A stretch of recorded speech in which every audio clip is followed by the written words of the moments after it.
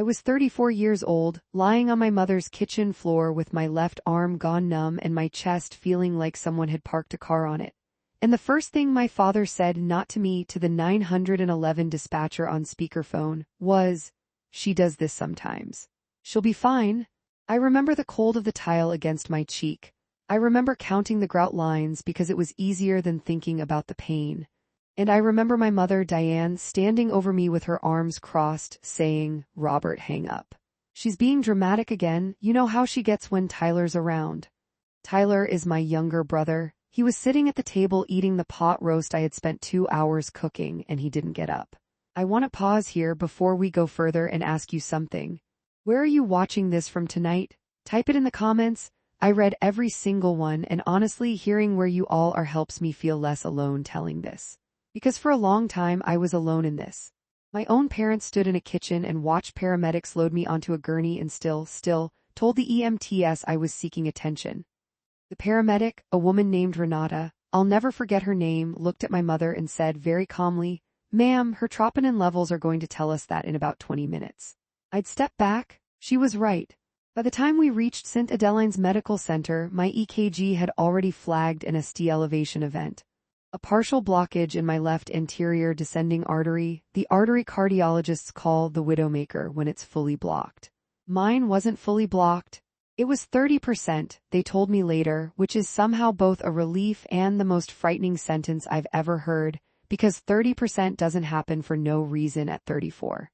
Something had been squeezing my heart for months, and I already knew, lying in that hospital bed with wires taped to my ribs, exactly what it was. It was money. It was always going to be money. My name is Melissa. I'm a bookkeeper, small business accounts, tax season chaos, the kind of job where you learn to read a spreadsheet the way other people read a room. I'd spent the last 11 months quietly managing my parents' restaurant's finances on top of my actual job because they'd asked me to just help out for a little while. I want you to remember that phrase. Just help out for a little while. Because it's the sentence that ends up costing you everything, and you don't see it coming because it sounds so small. Let me back up 11 months, to the night my parents sat me down at their dining table, the same table where Tyler was later going to eat pot roast while I had a heart attack 6 feet away, and told me the restaurant was struggling. My parents own a small Italian place called Rosalina's, named after my grandmother. It opened in 1994. I grew up rolling silverware into napkins in the back booth while my mother ran the front of house and my father managed the kitchen. It was never a goldmine, but it paid the mortgage and put both me and Tyler through community college. By the time I was 33, it was drowning, COVID debt, a lease renegotiation that went badly, and a walk-in freezer that died and cost $18,000 to replace. "We just need someone we trust to look at the books," my father said. "You're good with numbers, Tyler's good with people, you'd be doing us a favor." I want to be fair here because this story only means something if I'm honest about the people in it, including myself. My father wasn't lying when he said that. He genuinely believed I was the right person for the job. My mother genuinely believed the restaurant could be saved. And I genuinely wanted to help, not because I was naive, but because Rosalina's was the one thing in my childhood that felt stable. I didn't want to watch it die. So I said yes. I started coming in on Sunday afternoons, my one day off, to reconcile invoices, chase down vendor discrepancies, and build them a real budget for the first time in 20 years. Within 2 months, I found $9,000 in duplicate payments to a produce supplier that Tyler had negotiated a contract with. Within 4 months, I found that Tyler had also taken out a business credit card in the restaurant's name and used it to cover a truck payment twice. I told my parents. My mother's response was, "He's trying his best, Melissa. Not everyone's a numbers person like you."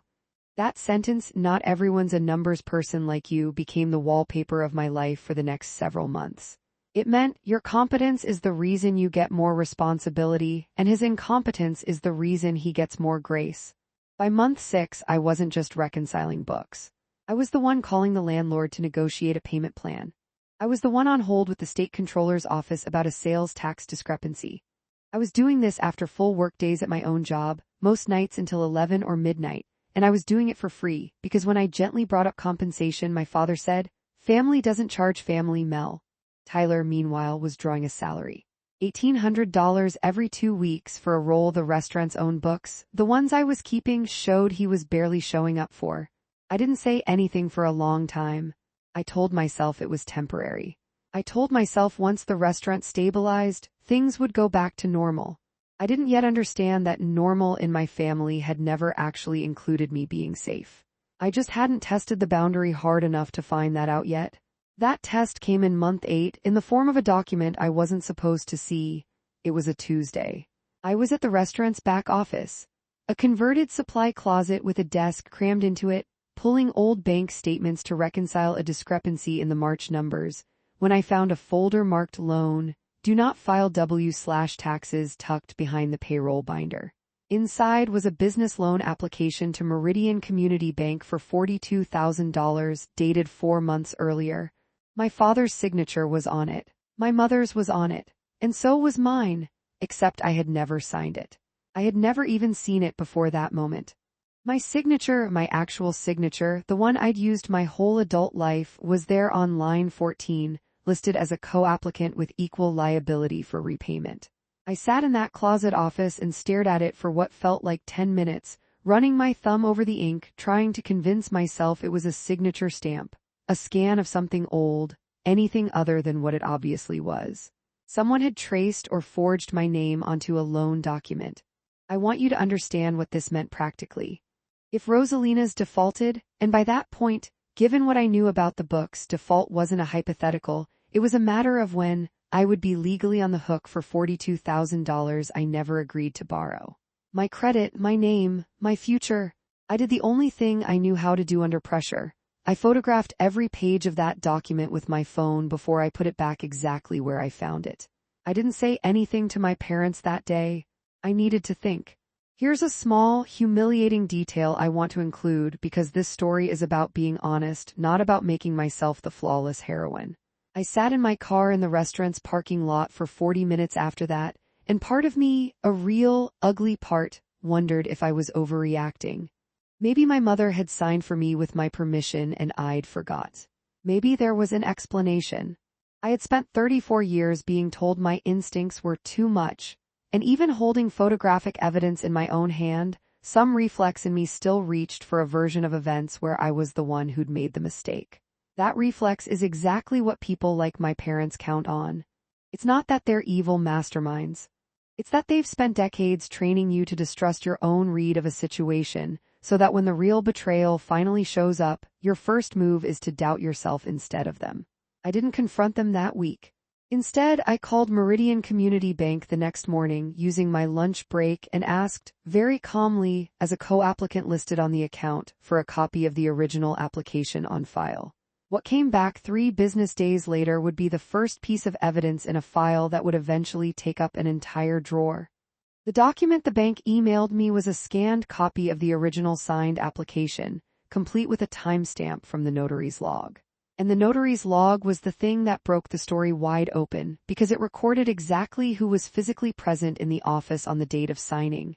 3 names, my father, my mother, and Tyler, not me. I was never there. Which meant whoever forged my signature had done it in front of a notary, who either didn't check ID carefully enough or, and this possibility made my stomach drop, had been told I was running late and would sign after. It's just a formality. I called the notary's office. I identified myself honestly as a co-applicant with a discrepancy. The office manager, a soft-spoken man named Archero, pulled the file and confirmed something that made the whole thing click into place. The notarization had been done under a signature by proxy clause, which is legal only under specific, narrow circumstances, like a documented power of attorney, which meant somewhere someone had produced a power of attorney with my name on it. I hadn't given anyone power of attorney over anything in my life, or so I thought, until I remembered something from 4 years earlier that I'd almost completely forgot. When I was 30, I'd had minor outpatient surgery, a gallbladder removal, and my mother had asked me to sign some standard hospital paperwork, so she could pick up my prescriptions and talk to the surgeon on my behalf while I was under anesthesia, since I was recovering alone and she wanted to help. I remembered signing something quickly in a waiting room, groggy from pre-op anxiety, barely reading it, because I trusted her. I drove to the hospital's medical records office that same week and requested a copy of every document I had signed in the 2 weeks surrounding that surgery. Buried on page 6 of an 11-page packet was a limited medical power of attorney, standard, expected, expiring after 30 days as required by law. But stapled behind it, not part of the hospital's official packet at all, was a separate document. A general durable power of attorney notarized the same week, granting the holder broad authority over my financial affairs with no expiration date. I had never knowingly signed that one, but the signature on it was mine. Or close enough to mine that I genuinely could not tell 4 years later whether I'd signed something in a grogged-out haze without reading it, or whether it had been forged using my surgical consent signature as a template. Either way, someone in my family had been holding a financial power of attorney over me for 4 years. And they had used it exactly once that I could find to co-sign a $42,000 loan in my name without telling me 4 months before my heart attack.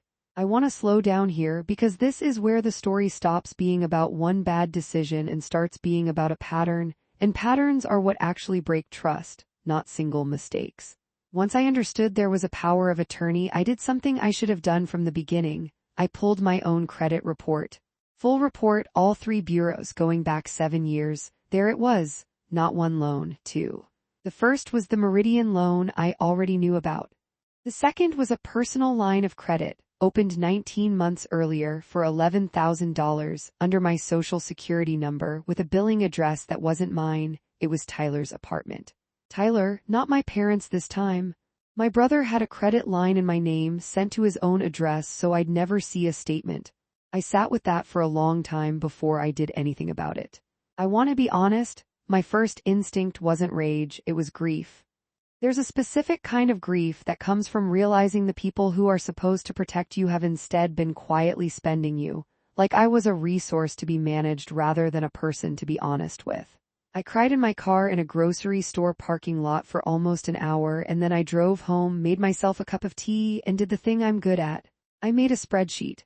Column 1 date, column 2 document, column 3 dollar amount, column 4 who benefited. By the time I finished, the total sitting in liabilities under my name that I had never knowingly agreed to was $53,412. I didn't confront anyone yet. I had learned, over 11 months of doing their books, that confronting my family without paperwork in hand was like bringing an opinion to a fistfight. It didn't matter how right I was, I'd still lose because they'd simply out-narrate me. My mother had a lifelong talent for making the person raising a legitimate concern feel like the unreasonable one. So instead, I made an appointment with a consumer protection attorney named Priya Anand, and I brought her the folder. She read through it in near silence for 20 minutes. Then she looked up and said, "This isn't a family misunderstanding, Melissa. This is identity-based financial fraud with a documented forged instrument.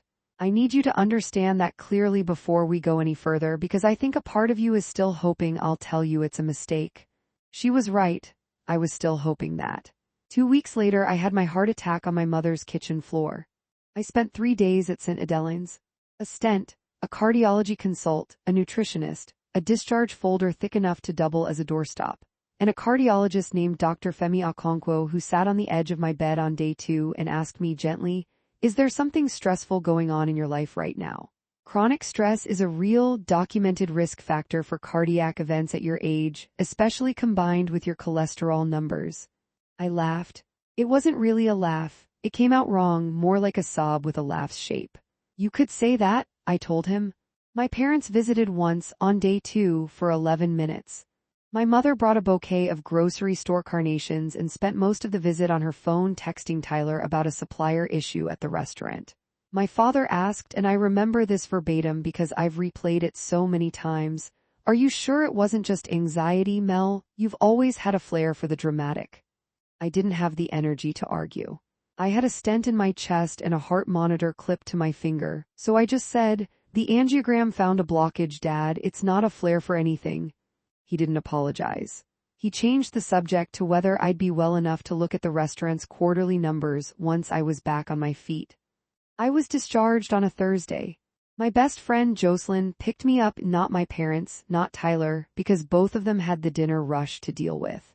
Jocelyn had been the one sitting with me in the ER the night it happened, since my parents left after 20 minutes to reopen the restaurant for the evening shift. She was the one who held the folder of loan documents while I was in surgery, because I didn't trust anyone else with it. In the car on the way home, she asked me the question that changed the direction of everything that followed. Mel, when were you going to tell them you knew? I didn't have an answer yet. But 3 days later, sitting in Priya's office again with a compression bandage still visible under my shirt collar, I got one. You're not confronting them, Priya said. You're documenting them. There's a difference, and the difference is what protects you legally. Confronting tips them off. Documenting builds a case. So that's what I did next. Under my state's law, I was legally allowed to record phone calls I was a party to without the other person's consent. Priya confirmed this before I did anything, because I wasn't willing to build a case on evidence that could later get thrown out on a technicality. I want to be clear about that because I know some of you will wonder. I did this the legal way on her explicit guidance, and I have the consultation notes to prove it. 3 weeks after my discharge, still on modified activity restrictions from cardiac rehab, I called my mother to ask, casually, the way I'd ask about anything, whether Rosalina's had ever needed my signature on anything besides the payroll paperwork I already knew about. There was a pause on the line, then she said, "Why are you asking that?" "I'm doing my taxes," I told her. "I want to make sure nothing with my name on it is going to surprise me." Another pause, then. "Your father handled the loan paperwork. You were so busy with your regular job, we didn't want to bother you with the details. It's really not a big deal, Melissa, it's just a formality.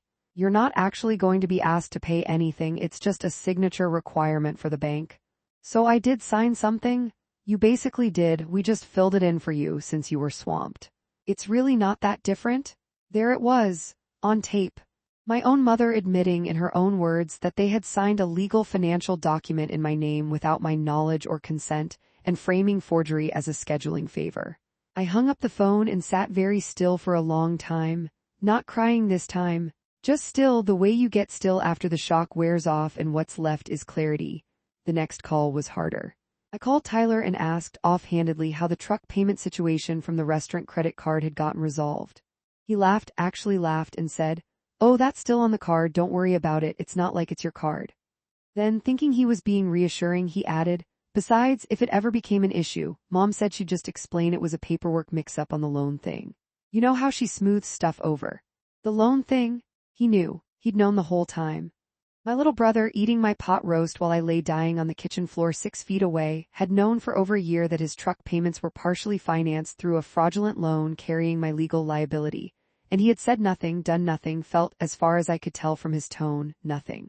I gave both recordings to Priya the following morning. I need to explain something now that took me months of therapy to fully understand, because I think it's the part of this story that matters most beyond the legal drama, the why behind that one sentence that gives this video its title. My parents didn't call my heart attack and act for attention because they genuinely believed I was faking a medical emergency.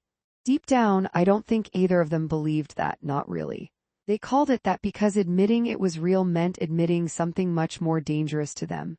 That the stress they had put on me, 11 months of unpaid labor, a forged loan, an undisclosed power of attorney, a family culture that required me to absorb every crisis without complaint, had a body count. That the daughter who was the reliable one, the numbers person, the one who never made things about herself, had just nearly died from being exactly that. If my heart attack was real, they had to reckon with what caused it. If it was attention, they didn't. I also, and this is the harder truth, understood something about myself in that hospital bed. I had spent my whole life competing quietly, invisibly, for a kind of parental approval that Tyler got automatically just by existing, and that I had to earn through usefulness.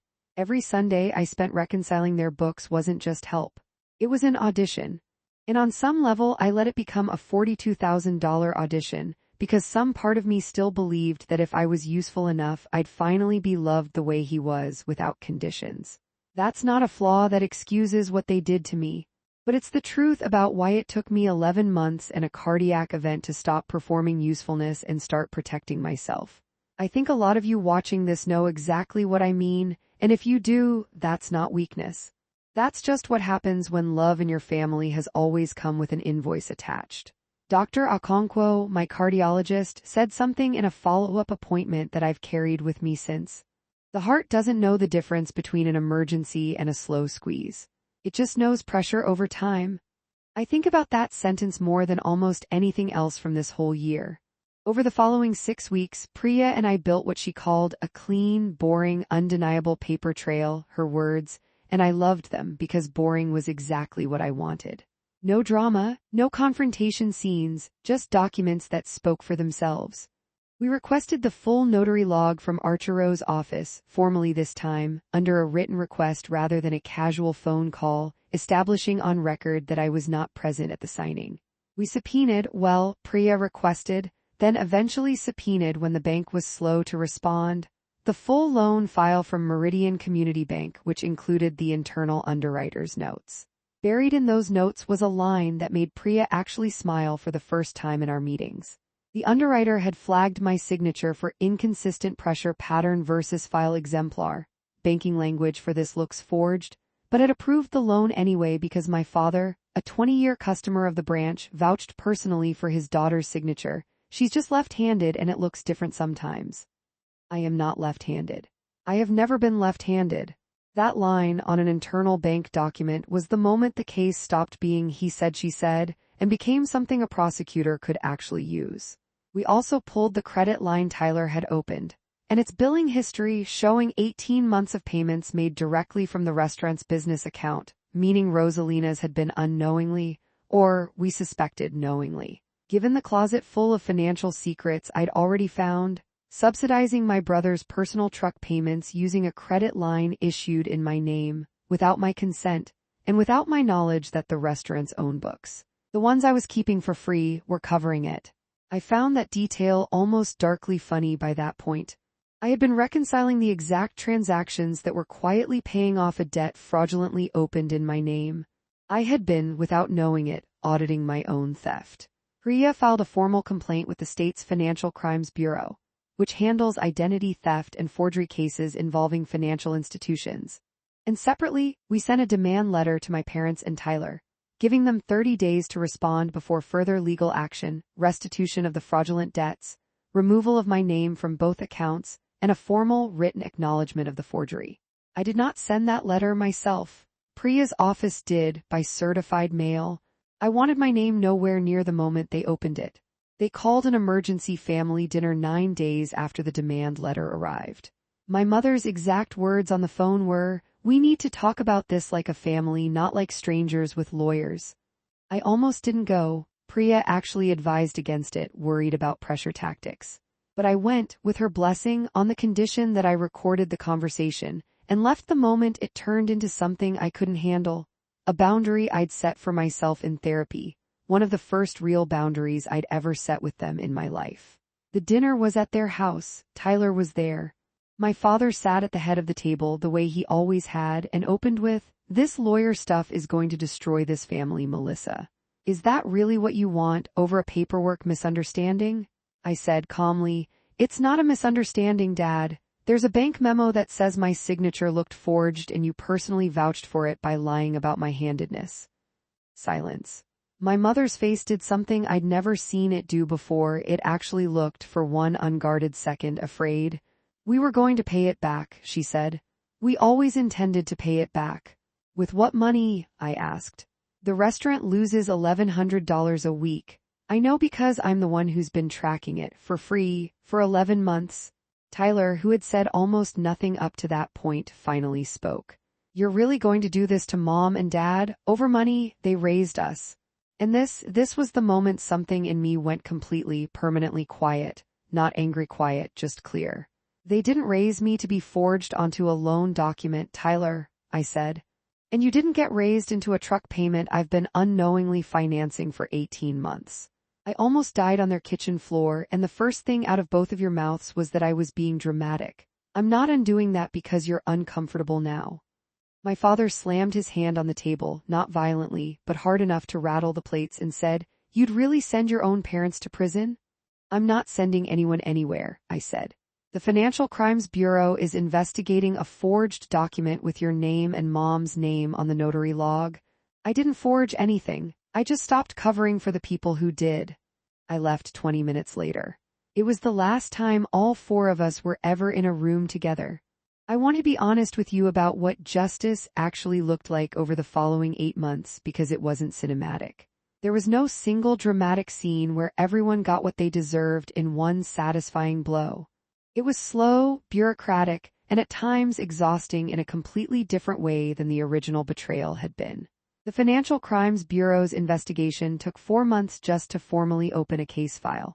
During that time, Meridian Community Bank, facing its own liability for approving a flagged signature, conducted an internal review and ultimately agreed, under threat of regulatory complaint, to remove me as a co-applicant on the loan and reissue it solely under my parents' names, with my father personally guaranteeing the remaining balance.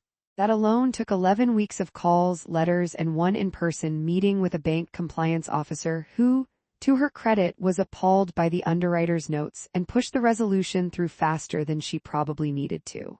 The credit line Tyler had opened was harder, because it had technically been in good standing, payments made, just not by me and not with my knowledge. The credit bureau's fraud department required a formal police report before they'd remove it from my file. I filed one. It felt strange, sitting across from a detective describing my own brother, but I did it, because the alternative was carrying $11,000 of debt I never agreed to for the rest of my life. Tyler was never criminally charged. The DA's office determined, after review, that the evidence best supported a civil fraud claim rather than a criminal identity theft charge, partly because the money had technically been used to service a jointly titled asset within a family business, which muddied intent. I won't pretend that didn't frustrate me. Priya and I had a long conversation about the difference between what's legally provable and what's actually true, and I had to make peace with the fact that those two things don't always fully overlap. What did happen? Tyler was removed from Rosalina's payroll after the restaurant's outside accountant. Not me. I refused to touch their books again, conducted a formal audit, and found over $6,000 in additional undocumented expenses tied to his role. He left the state 4 months later to live with our aunt in Ohio. We haven't spoken since the dinner. My parents, facing the bank's internal findings and the opened fraud investigation, ultimately signed a civil settlement agreement, drafted by Priya, acknowledging in writing that the loan signature was not authorized by me, agreeing to a repayment structure to reimburse the legal fees I'd incurred, and formally removing my name from every financial document connected to the restaurant. Rosalina's closed permanently 7 months after my heart attack. Not because of me, because it had been failing long before I ever opened that folder in the supply closet, and no forged signature was ever going to fix a business that was already underwater. I think it's important to tell you what this story does not end with, because I know some of you are hoping for a scene where my parents sob and apologize and everything heals. That's not what happened, and I'd rather tell you the truth than give you a tidy ending. My mother never apologized. Not once, not in writing, not in person. The closest she came was a text message 4 months after the settlement that read, "I hope you're taking care of your heart. We think about you." I didn't respond. Not out of cruelty, I genuinely didn't know what a response would even accomplish anymore. My father called me once around the holidays, and we had a stilted 12-minute conversation about nothing, whether his knee surgery, whether I'd renewed my car registration. Neither of us mentioned the loan, the notary, the dinner, or the 8 months of legal proceedings that had reshaped both our lives. I let him have that. I think in his own limited way, that phone call was the only apology he was capable of giving, and I've had to decide whether that's enough for me. Some days it is, some days it isn't. I moved 3 months after the settlement, not far, just across town, into a 1-bedroom apartment that is entirely, unambiguously mine. No one else's name is on the lease. No one else has a key. I keep my important documents in a locked fireproof box now, a habit I doubt I'll ever unlearn. I still see Dr. Okonkwo every 6 months. My last echocardiogram showed good recovery. He told me at my most recent visit, "Your numbers look like someone who's actually taking care of herself now." And I cried in the parking garage afterward, the good kind of crying. The kind that comes from finally hearing that the version of you that survived is doing okay. I saw my mother once more about 10 months after the heart attack by accident at a grocery store. We stood in the cereal aisle for a moment, neither of us saying anything, and then she said quietly, "You look healthy." "I am," I said. "Good," she said. And then, after a pause that felt like it lasted longer than it did, "I don't think we did anything so wrong that you needed lawyers, Melissa, but I know you don't see it that way." I didn't argue with her. I'd spent 34 years arguing to be believed, and I finally understood that some people will never give you that, no matter how much paperwork you hand them. Some people's love for you will always be conditional on your usefulness and your silence, and no notary log, no bank memo, no cardiologist report will ever be enough evidence to change that, because the resistance was never really about evidence. It was about what it would cost them to see me clearly. "I hope Dad's knee is doing better," I said, and I put my cereal in my cart and I left. That's the last conversation we've had. If you're still here with me, thank you. I know this wasn't a story with a villain who got dragged away in handcuffs while triumphant music played. Real life mostly isn't. Real justice, when it comes at all, tends to arrive as paperwork, a corrected credit report, a settlement letter, a name quietly removed from a loan you never agreed to carry. It's not satisfying the way fiction is satisfying, but it's real and it's mine, and for the first time in my adult life, my name only appears on documents I actually signed. I think about that kitchen floor a lot. Not with the horror I used to feel, but almost with gratitude, which surprised me when I first noticed it. My heart, in the most literal, physical way possible, forced a stop to something my mouth had never been brave enough to say out loud. It made the invisible pressure visible. It gave me no choice but to finally look at what just help out for a little while had actually cost me. If there's a lesson in this, and I've thought about this a lot, so I'll leave you with it, it's this. Pay attention to what your body is telling you before it has to shout to be believed. And pay attention to the people who call your pain dramatic instead of asking if you're okay. Sometimes the most loving thing you can do for yourself is stop trying to earn love from people who only ever valued what you could do for them. I don't know if my parents and I will ever repair this. Some days I hope we will. Most days I've made peace with the fact that we might not, and that peace, strange as it sounds, is its own kind of victory. Take care of your hearts. All of them, the muscle and the harder to name part that keeps score of who shows up for you. I'll see you in the next one.